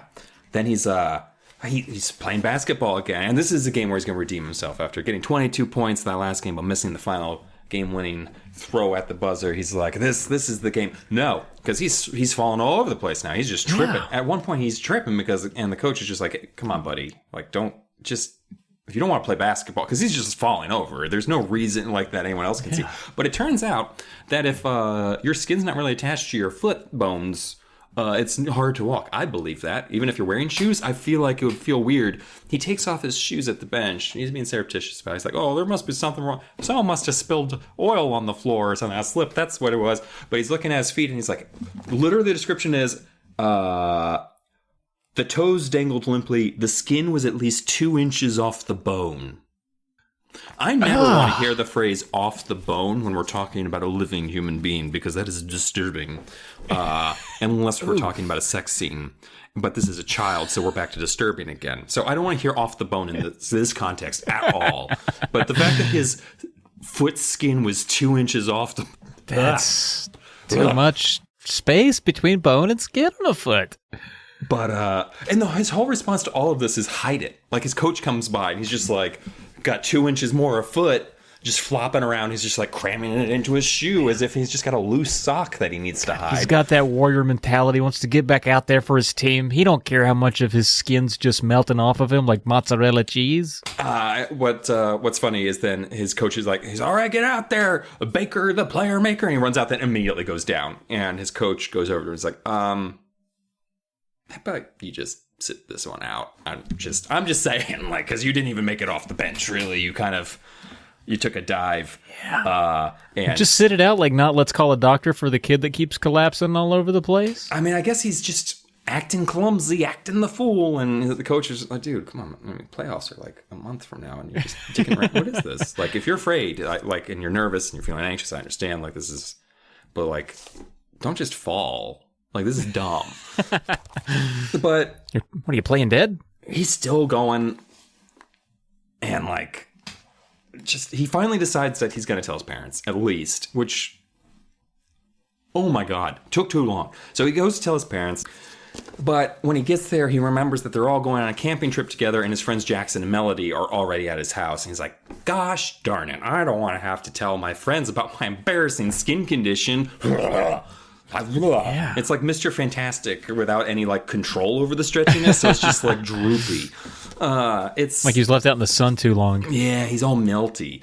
Like I feel like at least once use that to terrify the shit out of my friends, except probably Melody, because I probably have a crush on her at that age. So I'd be like, oh, no, Melody, I'm perfectly normal. But the moment she wasn't around, I'd be up on Jackson and just like rubbing my hands on his face with those loose skin. I was a strange child, but I feel like you should take advantage of a terrifying condition, right? Yeah, I would see what other parts of me could stretch pretty big too. That's how I feel. But anyway, they're all going camping. He can't talk to his parents because his friends might overhear. We get one more mention of the forbidden closet because Jackson sees it, and he's never seen it before, apparently, because he's never been to their house. I don't know. Like, it seems weird that Jackson's never seen the forbidden closet. But Jackson decides he's going to pick the lock. And this scene is weird to me because it's like, another kid that knows how to pick locks. That's, don't need this. And he's like, and then he's like, I think I've got it. And also it's a combination lock, so I'm not sure how he's picking this lock. But then nothing happens. The parents come by and they're like, all right, let's go. And so it's just like, so Jackson knows how to pick locks for literally no reason because we just left the forbidden closet. Oh. They all go camping, and Jackson and Melody and them, they're all having fun. Freddie's freaking out a little bit about the fact his skin's falling off, as you do. And it's just getting worse. Like, he keeps like having to pull it up now. It's just like all the time fixing himself up. It's hitching up his skin. Ugh. Yeah. Just gotta, sometimes it reminds me, like when I think about it, I think pinning it back. Yeah, like getting like a little close, like a yes. Well, like a chip it was bag. Reminding me of. Remember, in Men in Black, when Vincent D'Onofrio was playing the Bug in the skin suit and the Edgar suit, like the whole time where he's just like having to like push himself up, and like at one point he literally grabs the back of his head to pull his skin tight because his wife is like, your skin's falling off your bones. And so he actually does that. And it's like, but that's what I was thinking about when I was reading the story. But Melody and him get sent out to fetch some firewood, and things literally just like his skin just comes off. And I'm not entirely sure, I might have been skimming too hard, but I still like, he just kind of takes it off. Like his skin is just like it's like a sweatsuit. Yeah, but from under his clothes. Like he pulled it off in one long piece. What? Like he molted. Yes. But he said, gasping for breath, my chest heaving up and down, horrified groans escaping my throat, animal grunts, and there I was, leaning against the rough tree bark, my skin draped over my arm like a long towel. I reached up with my free hand, reached up to my face. Do I have a face? What a question for a 13-year-old to ask themselves after they just pulled their skin off. Yes, poor I bastard. felt my cheeks, my forehead. I had a face under my old face. I'm going to skip a little bit here. A shrill scream of horror made me almost drop it. His skin. His former skin. Melody stood open-mouthed, gaping at me. She screamed again and took a step back, her eyes wide with fright. Who are you? She cried. What are you doing here in the woods? It's me, I tried to answer, but the words came out in a choked whisper. What have you done to Freddy? Melody cried, hands pressed to her cheeks. Why are you wearing Freddy's clothes? Where is he? Who are you? Terrifying for Melody. So this is just like, things go like so This is good. weird and sideways. And they get back to camp because, like, obviously they need to figure out what's going on. This is the start. So we have, I'm going to put in a bum in here because this is I shut my eyes and covered my ears against your screams. Who am I now? I wondered. If I'm not Freddy, who am I now? Bum. I thought this might happen, Dad said. He took my skin, rolled it up, and shoved it into the back of the van. Get in, everyone. We have to go home. 'Cause Freddy lost his skin. He's also having, like, wet dreams. But, so they just go home. They're not explaining anything to anybody. They're just like, Freddy. And just driving back home. I don't know what they tell Melody and Jackson because they don't know who Freddy is. And Melody and Jackson are just like, who's this weird guy who's just wearing the skin? Huh. Sorry, I was checking to see if they explained what happened to Melody and Jackson. Nope. There's no mention about what happens to them. One last reading. Okay. Dad stopped outside the forbidden closet. You're 13, Freddy, Dad said. I figured it was time. He spun the wheel on the padlock and tugged it open. Then he motioned for me to stand back as he swung open the closet door. He clicked on a ceiling light and I peered inside and stared at the rows of objects draped over hangers. Oh, wow, I gasped. Are those all human skins? Dad nodded. Pick one, Freddy. Who do you want to be next? He reached in and lifted out a hanger. I stared at the skin draped over it. I used to wear this one, Dad said, but I shed it before you were born. Huh? I blinked a few times, trying to understand. So then I picked the skin I'm wearing now, Dad said, pinching his own cheek. But, I sputtered. Dad smiled and placed a hand on my shoulder. Freddy, what have I always told you? You can be whoever you want to be. I enjoyed this one. That was good. I like that one. I had an idea. The moment the Forbidden Closet came up, I was like, okay, we've got a secret evil family or a secret weird family, like, already, and that's what the skin thing is. Yeah. But I like how it's just like, no, I'm just gonna put on new skin.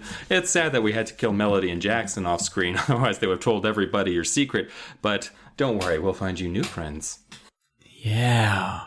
We took some of their skin, so now we can. Would you want to be Melody or Jackson? Yeah. That would be like, if I wrote the story, that would be the ending of the story. Would be like, oh, that would have been great. Like he flips through the closet and he sees their skins. He's like, wait a minute, this looks like Melody. This looks like Jackson. Yeah. Yeah, son. You can be whoever you want to be. So that was really good. Yeah, I enjoyed it. So far, I'm thinking that's the winner. It's a gross one. So far, too. I like that one. It's an upsetting one. I like it. All right, so that was Skin. Now, Stinetingler number 4 coming in hot. We got Ghost in the Car. All right. What could happen with a ghost in the car? Let's see. Can ghosts drive? We'll find out. All right, so our characters here, we got Paul Goolsby. Interesting name for a Ghost in the Car story. Paul Goolsby. He's going to be our protagonist. He's got a friend named Ava. And he also has a cousin named Miller, who's an asshole. Asshole. Everybody fucking hates Miller. Let me tell you, Miller sucks. He really sucks. No one likes this sumbitch. He's 17, so he's a little older than Paul. Paul's 12. Miller's the kind of guy, he works out all the time. His dad actually owns the gym. So Miller goes there. It's all he talks about is the gym. He calls Paul Goo Goo. Picks on him that way, you know. He's a cocky swimmer type. Nothing wrong with being a swimmer, but this guy's a dick about it. He does take Ava and Paul to school every morning. He does do that. But that's like the only good thing he does. It's mainly because his parents tell him to. But Paul ends up getting all of Miller's hand-me-downs and all that stuff. And Miller just gives him a hard time. And Miller has Paul's mom fooled too. Because Paul will be like, Miller did this and that. And Paul's mom doesn't believe him. She believes Miller's a sweetheart, right? Like Miller got kicked off the basketball team, right? Mm-hmm. And it was probably, Paul's like, it's probably for doing something shitty. Like having sex with all the basketballs out of season. I don't know. Yeah. I don't know. Just something. His skin might have been falling off. His skin might have been falling off. But he tells Paul's mom, she's like, I heard you're not on the basketball team this year. And he's like, well, I was too good. And so they kicked me off. And I decided it was probably best so the other kids could play with kids at their own level. It wasn't really fun for me to be there scoring all the points and that kind of stuff. And she was like, oh, what a big heart for you to resign from playing basketball so the other kids could have fun. He's like, yeah. She's like, where are you going to go to college? He's like, I'm taking a year off between high school and college so I can find myself. And she's like, that's so big of you. And meanwhile, Paul's rolling his eyes like, God damn this Miller. I hate him. Miller even says, he's like, yeah, when I do look for college, I'm looking into some Ivy League schools. I'm probably going to get a golf scholarship. And she's like, I didn't know you played golf. He's like, well, I don't yet. which I thought was pretty good. I thought that was pretty fun. He's like, I'm going to take it up this summer and try to get that scholarship. I don't think that's how scholarships work. I don't think you could just do that. I know. That part got me pretty good. But Paul's mom makes, everybody some pizza. And when Paul's mom's not looking, Miller takes a big slice off his plate, and that upsets Paul. And then afterward, Miller's like, "Hey, Paul," and when his mom's not around, he's like, "Hey, Paul, give me $10, man." Paul's like, I don't have $10. He's like, I know you get an allowance. He's like, I don't want to give you. I only get $15 for my allowance. He's like, give me 10. I'll pay you back on Monday. Paul's like, all right. Knowing that he probably won't, but he'll get bullied by Miller if he doesn't. Does Miller have payday sometime over the weekend? Where's Miller going to get that money to pay you back, buddy? Come on. Exactly. No one's getting paid on Saturday, Sunday. Mm-mm. Paul folds because Miller will just beat him up. He's just a bigger dude. Dum, chapter 2. So Monday rolls around. They're getting ready to go to school. Miller's late. He's late. Doesn't pick him up. I got a reading to do. Give me a second to get to my goddamn page. It says, this morning, a car we'd never seen before pulled into my driveway. Squinting into the morning sunlight, I saw Miller behind the wheel. He honked the horn 3 times, even though Ava and I were standing there. We jogged over to the car. It was a small 2-door hatchback, a dull black, not shiny. Peering inside, I saw that the seats were black, too. No color anywhere, which this kind of reminds me of the movie The Wraith. Kind of reminds me of The Wraith. Oh, yeah. More of a beater than the Wraith car, but still wraithy. It says, the car definitely wasn't new. The right front fender was bent with a deep gash across it. The door handle was dark from rust. The back window had a small crack in one corner. Miller rolled the window down. Hurry, get in. You're late, he said. Of course, Miller was the one that was late. Typical Miller. But he tells them, he says his dad got him the car pretty cheap so that Miller could get to work. He's starting a job. His dad, which, by the way, he works at his dad's gym, so it's not like he couldn't just get a ride with his dad. Yeah. So whatever. But Miller says, you got it cheap because it's a haunted car. And he looks to Paul and he says, Paul, you're actually sitting in a dead man's seat. Man died right there, but his spirit never left the car. And Paul's like, shut the fuck up. You lie all the time. No way I'm going to believe this. This is dumb. And Ava's like, yeah, shut up, Miller, you dumb. So Miller's like, nah, for real, it's haunted. Like sometimes the windows will go up and down without me doing it. Sometimes the car will just speed up on its own or slam the brakes. And like, well, maybe you're just a bad driver, Or a piece of shit. Yeah, maybe you're doing that. So they get to the school, and Paul's like, hey, Miller, what about my $10? Miller's like, what are you talking about? He's like, the $10 you asked me for. He's like, I didn't ask you for $10. So he's not going to get it from him. Dum. Now, chapter 3, after school, Miller's got to take him home, right? So they hop in his car, and they're going all the way back. It's a rainy day, and Miller, because he's an asshole, he decides not to take them all the way to their home. He parks the car at his house and tells them to walk the rest of the way. It's not clear how far it is, but it seems like an annoying amount of walking to do in the rain. Like maybe a couple blocks, but like not a long walk, but a long walk in the rain. Yeah, exactly. And they're annoyed by it. They're like, God damn it. So Paul's like, you know what? I'm going to scare Miller. I'm going to do it. And Ava's like, what are you going to do? He's like, I'm going to tell you the plan. Now, we don't get to hear the plan, but the plan's coming. Dum, chapter 4, right? All right, the next morning, Miller picks him up, and he complains the back seat's wet. Blames them for rolling the window or leaving the windows down when they got out of the car last. And Paul's like, well, maybe the ghost did it, You said there was a ghost, maybe the ghost did it. Don't blame us. And he's like, nah, whatever. So then we get the plan. That night after dinner, I told Mom I had a science experiment I had to do. I mixed flour into a big jar of mayonnaise and stirred it all up till it got thick. Then I crept out and hurried to Miller's house, 'cause it's Miller time. That was me. That wasn't yeah, us. yeah. The car was parked at its usual place at the curb.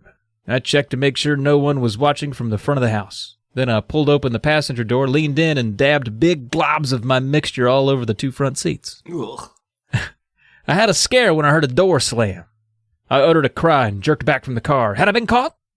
Nah, it was a woman in the next house letting her dog out. No big deal. I quietly closed the door and, gripping the empty mayonnaise jar, made my way home. The next morning, Miller was 20 minutes late. Where were you? Ava and I both demanded. He muttered something under his breath. I had to clean the front seats, he said. There was white, sticky stuff all over them. Huh. What was it? I asked, sounding as innocent as I could. At first I thought birds did it, Miller said, but there was too much of it. Are you sure it wasn't you? No way, I said. I was doing a science experiment with Ava last night. I didn't go out. He eyed the 2 of us, trying to decide if I was telling the truth. White sticky stuff, I said, pretending to think hard about it. I snapped my fingers. Ectoplasm, I said. He squinted at me. Huh? Ectoplasm? Ghosts leave ectoplasm wherever they go, I said. Seriously, you can look it up online. Miller shook his head. Ectoplasm, he muttered. Well, why did the ghost leave it on the front seats, not in the back? He probably didn't want to sit in it, Ava answered. A pretty good answer. She's quick. No way, Miller murmured. He repeated it all the way to school. No way. No way. Which I think that whole thing was funny. So, a couple days later, now it's a couple days have passed, he's cleaned up the mayonnaise, they've kind of quit talking about it. He didn't really want to talk about it anymore, he's weirded out. A couple days later, Miller is left with his parents on a weekend trip, right? And Paul is he's got an idea. So Paul moves the car over 1 block. He's going to play a trick on old Miller. Now, I want to remind everybody, Paul's 12, and he goes over to Miller's house and just drives the car to a different spot down the block. Cool prank, but again, illegal. Not if you're a minor. Not, I guess. I don't know. And it turns out Miller had left the keys in the ignition, so that was extremely convenient. That's Paul's plan. He's going to move the car down the block. So he hops inside to do this. He says, I gripped the wheel with both hands and started to lower my foot to the gas pedal. Hey! Something grabbed my shoulder from behind. I opened my mouth in a startled scream. The car bumped forward, then stopped. Fingers squeezed into my shoulder. A hand kept me pressed against the seat back, and I heard a harsh whisper in my ears. I'm here. I'm here. Miller, is that you? I choked out. Not funny. You're not funny at all. I struggled to turn around, but I couldn't free myself of the tight grasp. Gritting my teeth against the pain, I raised my eyes to the rearview mirror and saw nothing. No one back there. I'm here. The hoarse whisper again in my ear. The hard fingers dug into my shoulder. I took a deep breath and jerked my body forward. My shoulder slipped from the tight grasp. I spun around to see who was holding me. Huh? A gasp escaped my throat as I stared into the empty back seat. What's happening? I stuttered, fear choking my throat. At this point, Paul's like, did Miller tell the truth for once? Is there a friggin' ghost? The ghost had been waiting for someone to take its place. It says, goodbye, came the cold whisper. Goodbye, thank you for freeing me. Before I could reply, a heavy fog filled the car, not a white fog. Choking black smoke. It lowered over me like a blanket. I couldn't see. I couldn't breathe. Darkness and a shivering chill. And then I opened my eyes and gazed around. I was in the back seat, floating over the back seat, invisible. I moved my arms, tested my legs, invisible and weightless. I'm as light as a cloud. I gazed out the car window into the night, my mind whirring. Miller, my cousin Miller, he had finally told the truth. He'd be coming soon. He'd be coming to drive his car, and I had a big decision to make. Should I congratulate him for finally telling the truth? Or should I scare him to death? The end. No, sir. Did he just straight up kill a child? Yeah, that child got ghosted. He got tingled. He got friggin' tingled, and then he's going to murder another kid. Well, Miller deserves it. God, if anybody does, it's Miller. You know what made me the most mad? When he took the pizza off Paul's plate. I was like, oh, you do not touch my food. Especially not when the mom's not going to believe him. He's just got, you just ate that pizza and now you're blaming it on Miller. You know you're supposed to be only eating grapes. Like, what? Yeah, ugh. Well, that one, I liked the ride on that one. The ending was very abrupt to me. I thought we were going to have more fun hijinks. The whole mayonnaise thing was fun. I was like, oh, move the car over a block. That'll really piss him off. I kind of forgot it was a spooky story. I'm like, let's kill Miller. So, based on your reading of it, I feel like that was a much more interesting story than Our Little Monsters. Yeah, I agree. But a little more fun. It was a short one, too. I guess it's as long as the rest of them, but yeah, there wasn't much going on in that story. The one, my next one, too, also feels a little... not all there. Like, it's kind of a simpler concept. So most of it's taken up with kind of the nonsense of how awful our protagonist is. So we actually get to basically the character this time is Miller, but like a 12, 13-year-old Miller, who we start off with. His name's Ted. Much like Ted Williams, except unlike Ted Williams, this child seems to have a sense of humor, whereas Ted Williams seems to only have had baseball inside of him. I was like, why are you bringing up Ted Williams? Because we're talking about Ted. But the payoff was good. He only has baseball inside of him is the best thing I've ever heard about Ted. But this Ted, unfortunately, just he's basically Sorry and Miller and all the little shits who think it's funny to pull pranks. And the worst kind of pranks. Like, right off the bat, he gets on my nerves because he moved here from Brooklyn to this tiny town, and you know how great Brooklyn is. It's got these bodegas that are open 24 hours, like just the nightlife. I can't imagine moving out of the sticks where I can't go someplace to see a Broadway show. Where other place could I get Chinese food at 3? Fuck off, Brooklyn and the rest of the boroughs. But he is... Jeez. He goes... And I want to say, welcome to the show. Thank you for listening. I enjoy your delis. Ted is just... Like, that's his excuse for everything he does in this book. Is like, it's boring, and I'm from Brooklyn, and I'm terrible. We understand. You're from Brooklyn. You could have shortened that. Just said I'm from Brooklyn. We understand. You're a bad person. So... It's like the more you try not to alienate the audience, the more I have to dig in. It's weird. Brooklyn, if you're out there, thank you for listening. You're definitely the best borough. Now you've pissed off 4 other boroughs, so that's the problem. You're a top 5 borough for sure. So his first prank, he's moved here from another town. He managed to only make 2 friends. And really, it's because they were a package deal. Because once again, we've got twins. This time, it's identical twins. And they're actually decent people. Or at least they're just normal children as opposed to their sociopathic friend Ted Bundy. Just picked up on that, by the way.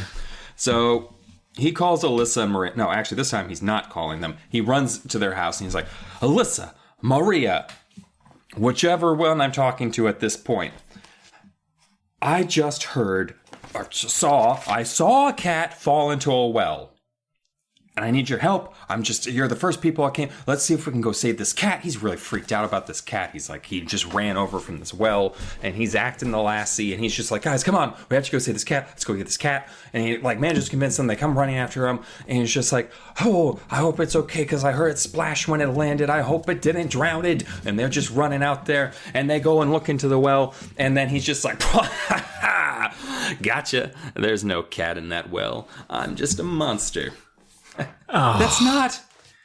I guess that's good, though. I didn't want there to be a cat. Yeah, but it's not a prank, right? Like, by the way, there's a cat drowning. We should probably go save it. Let's run 2 blocks. Like, what is this prank that you're doing? Like, just get everyone worked up about something terrible that's happening. He's a monster. This is even the worst thing he does. So, they chew him out. And because they're just like, why did we become friends with you? Because this is another situation where he moved there near the end of the school year. He made friends with these 2, and then school let out. And then no one else want to talk about the guy who only talks about being from Brooklyn. They probably just started talking, and it's like, oh, he's from New York, man, he's interesting. And he's just like, da, da, da, da, da. And it's like, that's all he talks about. He's from New York. Oh my God, the Statue of Liberty. I'm sure it's great. Whatever. So he has no other friends, so he torments these two all day. Summer. But they're wicked mad. Like, they're mad. And they just book. And at this point, your reaction as a normal human being should be like, oh, I carried the joke too far. Instead, he decides he's going to do a different joke. So, yeah, later, he calls the twins again. He gets Alyssa this time, and Alyssa's the nice one. So he differentiates them by their personalities, which is nice. He actually has paid enough attention to other people to know that they have different personalities. And Maria is the smartass, and Alyssa is the nice one. But he gets the nice one on the phone. He calls her, and he's just like, Alyssa, I'm locked in my basement. It's tragic. I can't wait for my parents to get home, though, because there's a giant rat down here, and I'm from Brooklyn, and you know how people from Brooklyn are scared of giant rats. Can you please rescue me from the basement rat that's probably filled with rabies? I know this because I'm from Brooklyn. And the whole time, Alyssa's like, no, you're full of shit. I know you're not locked in your basement. Come on, man. Stop. It's like, please, Alyssa, I'm so scared. You know, being from the city, I don't know much about wilderness wildlife, and this rat is super scaring me right now. And he's just like going all in on it. And Alyssa's like, oh my God, fine, just get on the steps. Maybe it won't come after you. I'll come over and I'll open the basement door. Because he tells her the kitchen door is unlocked, that she can come in through the back door. And so then, because he's a little shit, he puts on a scary mask that he bought in Brooklyn. I shit you not. He talks about how every kid in Brooklyn was terrified of this Halloween mask. He thinks it was a mask for adults. It's so scary. It's like where's the description? It's supposed to be Sasquatch, I think. I don't need to do this as if I'm doing my best or worst. What's his name? R.L. Stine? No. Ted Williams. No. Gilbert Gottfried. It's supposed to be Sasquatch, I think, and has one eyeball hanging out and green drool pouring down the chin, like just this aggressive mask that he got in Brooklyn. But so he's waiting, and then he hears Alyssa coming in, and then he's just like, "Woogity," and scares the bejesus out of her, like just scares the shit. Again, someone who's come to help him from being trapped in the basement, and he just scares the shit out of her, and she beats the shit out of him. She's like, once she realizes it's him, she comes swinging and just starts wailing on him. Heck yeah, dude. Tears the mask off of him, and she's like, fuck you. I'm never helping you again. Peace. Yeah. And she's out. You've become the boy who cried monster, man.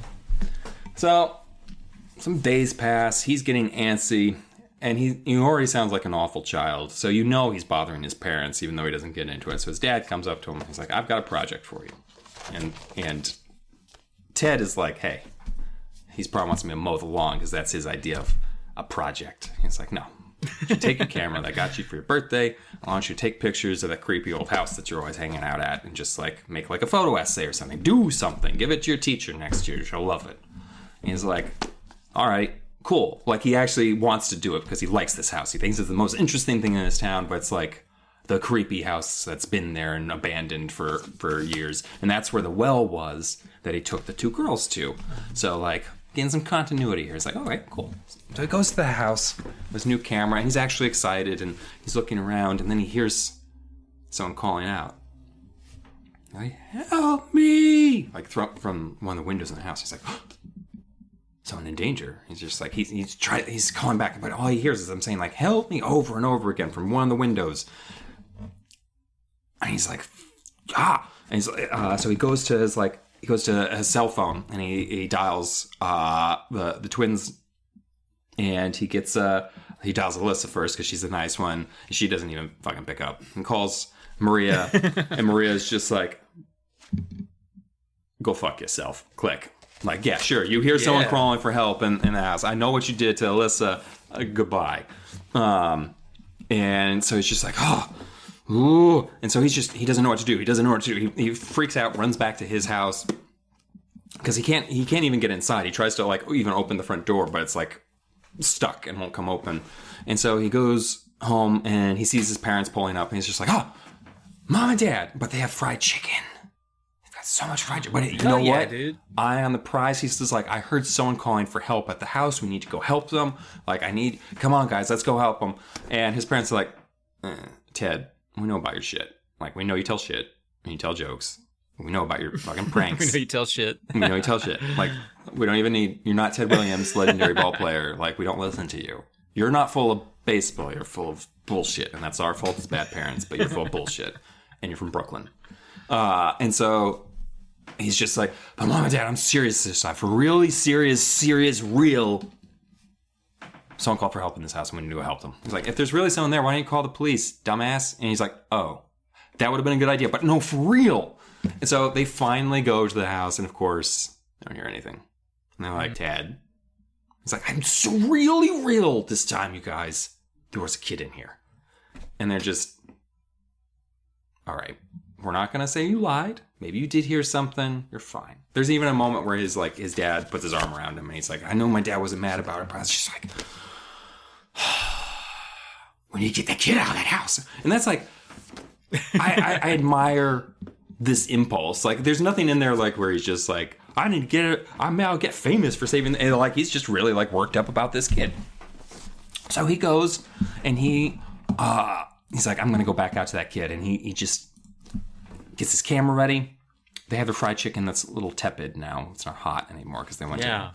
But he goes back to the house and he finally finds a way to break in through like the back door instead of the front door.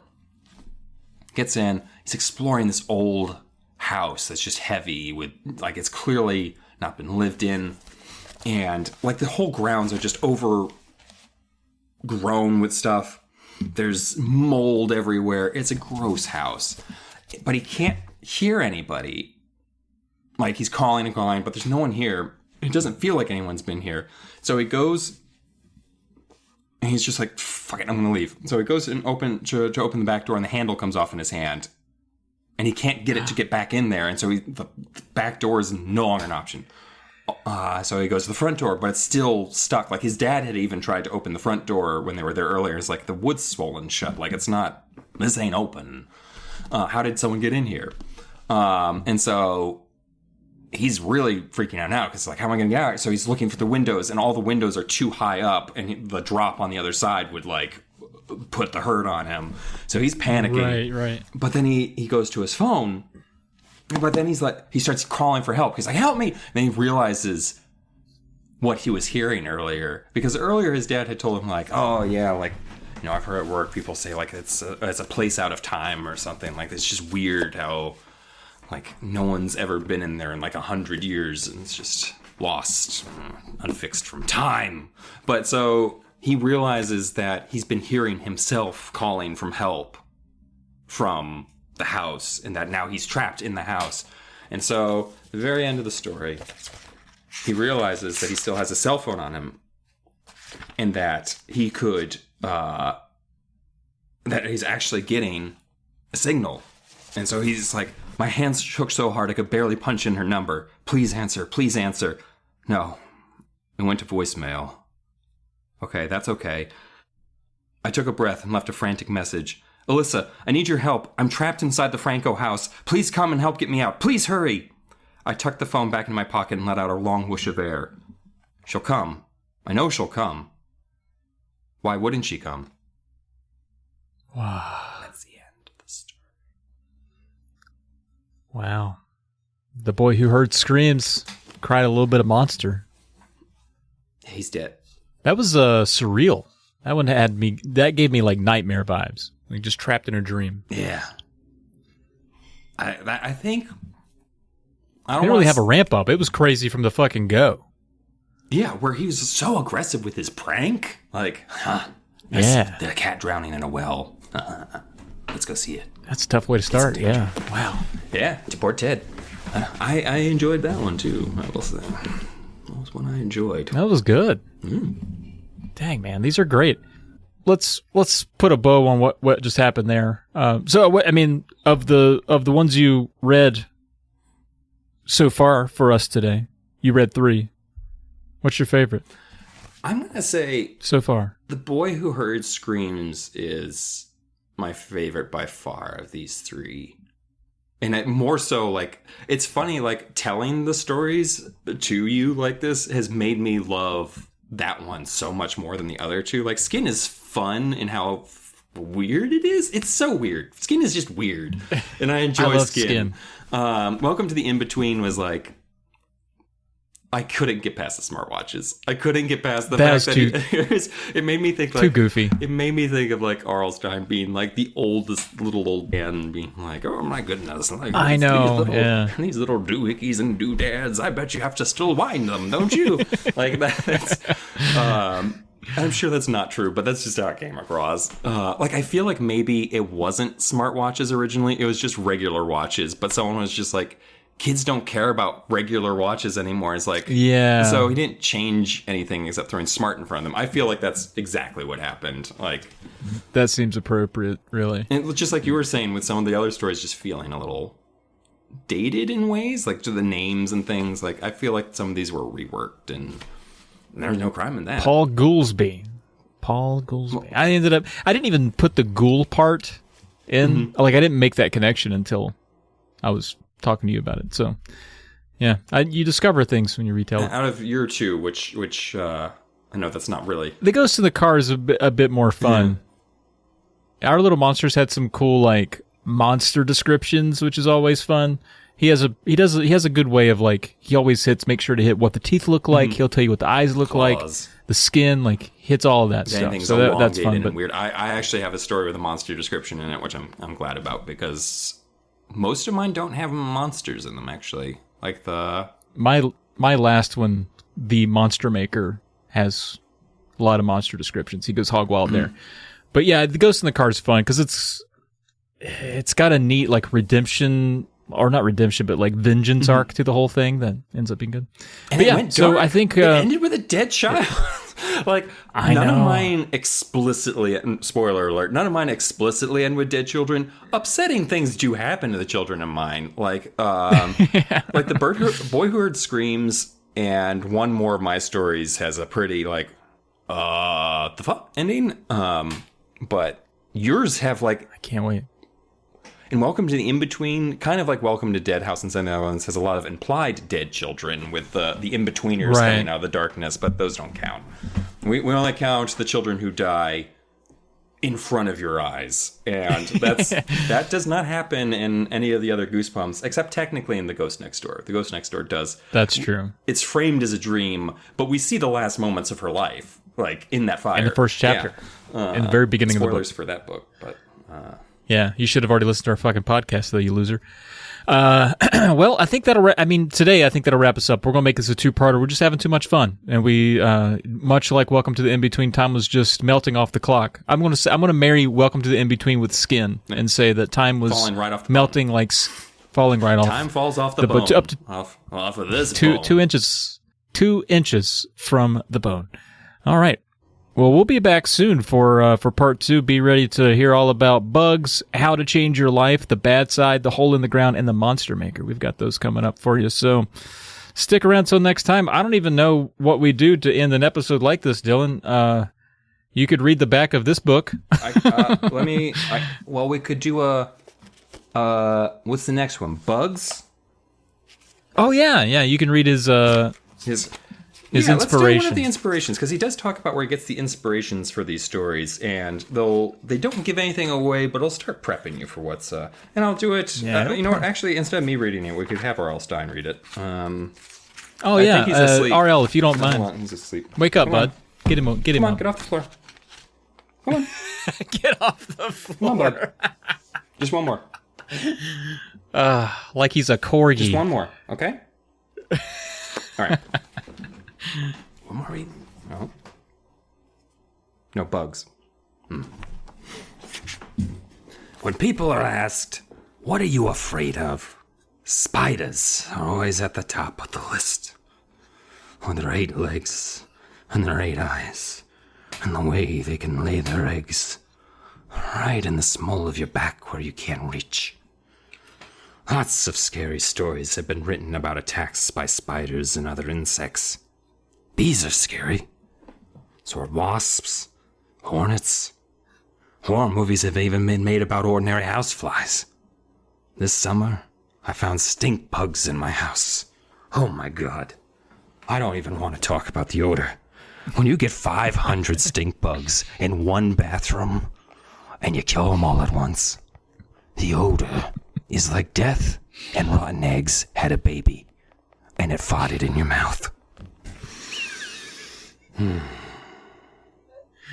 Talk about scary and nasty. It made me start to think about bugs. Maybe I could write a story about all kinds of bugs. Maybe I could write a story about who is scared of all bugs. Halvey in this story is terrified of even the thought of bugs. And guess what? He has good reason to be afraid. Those stink bugs came back, I tell you. They always come back. You might want to read this story with a can of bug spray nearby, because spiders like to lay eggs in the spines of books.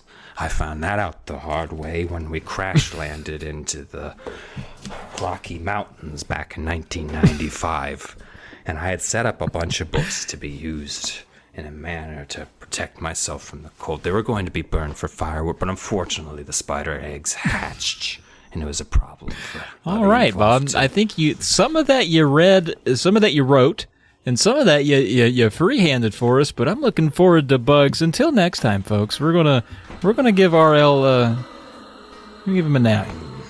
Where's my walker? I need the walker. The one that I used to beat the children with. No, RL. Oh, no. Okay. All right. You took my copy of the book also. I need that back at some point. I'm hoping we'll get him back for the next episode.